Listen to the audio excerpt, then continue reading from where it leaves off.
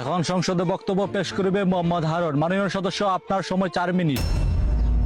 ধন্যবাদ মাননীয় স্পিকার। মাননীয় speaker, we are from Bangladesh. পৃথিবীর এক কোণে অবস্থিত ছোট এবং সুন্দর একটি দেশ যার নাম বাংলাদেশ। কিন্তু অত্যন্ত দুঃখের সাথে বলতে হয় এদেশের মানুষের শান্তি নেই মাননীয় স্পিকার। এদেশে উন্নয়ন নেই। সাধারণ মানুষ ন্যায়ের পক্ষে কথা বললেও তার বেঁচে থাকার অধিকার নেই মাননীয় স্পিকার। যে দেশে হাদি হত্যার বিচার আজও কেউ পায়নি, হাজার হাজার ছাত্র জনতার রক্তের বিনিময়ে নতুন করে দেশ স্বাধীন হওয়ার পরও জুলাই সনদ কার্যকর হয়নি, সে অভিশপ্ত দেশে কিভাবে শান্তি ফিরে আসবে মাননীয় স্পিকার? মাননীয় স্পিকার, আজ গোটা বাংলাদেশের সংসদে তাকিয়ে আছে উন্নয়ন, নিরাপত্তা এবং শান্তির আশায়। আর সংসদে থাকা সদস্যরা নিজস্ব কাজে এবং নিজেদের মধ্যে খুচাখুচি করে তামাশা দেখিয়ে বেড়াচ্ছে মাননীয় স্পিকার।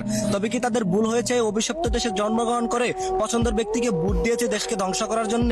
দেশের উন্নতিশীল রাষ্ট্রগুলোতে কাফের এবং বিভিন্ন নিকৃষ্ট ধর্মাবলম্বীদের বসবাস থাকার পরও কেন তারা এত উন্নত, কেন তারা এত সুখী জানেন? কারণ সেই দেশের সাধারণ মানুষেরা শ্রম এবং জীবিকা নির্বাহ করে খায়, চাঁদাবাজি, খুন খারাপি, টেন্ডারবাজি করে নেয় মাননীয় স্পিকার।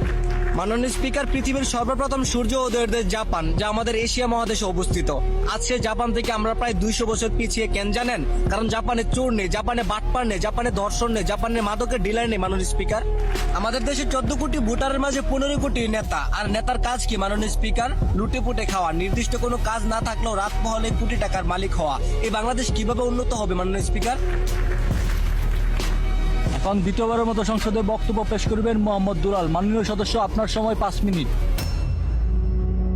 ধন্যবাদ মাননীয় স্পিকার। মাননীয় স্পিকার, আমরা এমন এক দেশে জন্মগ্রহণ করেছি যে দেশের শিক্ষা দীক্ষার চেয়ে মূর্খের দাম অনেক বেশি। যে দেশের মেয়েরা থাকার কথা পর্দার আড়ালে, সে দেশের মেয়েরা প্রতিনিয়ত ধরা খাচ্ছে আবাসিক হোটেলে মাননীয় স্পিকার। মাননীয় স্পিকার, এটা বাংলাদেশ, যে দেশের সংসদ থেকে 1 সপ্তাহ ট্যুরে যুক্তরাষ্ট্রে গেলে তার বাজেট হয় 100 কোটি টাকা। আর এদিকে না খেতে পেয়ে মৃত্যুর পথে দেশের সাধারণ জনতা।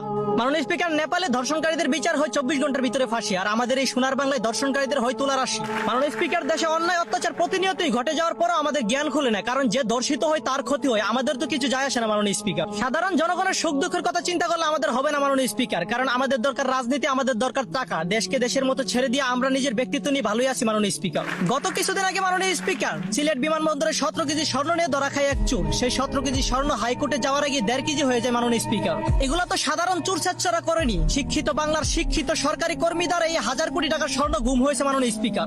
মাননীয় স্পিকার, এদেশের সংসদ থেকে যদি কোনো এক কাজের জন্য 100 কোটি টাকা বাজেট হয়, তবে সেই টাকা নেতা ফেতা চাঞ্চাদের হাত গসতে গসতে জায়গা মতো গিয়ে পৌঁছে মাত্র 20 লক্ষ টাকা মাননীয় স্পিকার, যা দিয়ে কাজ সম্পূর্ণ করা হয়।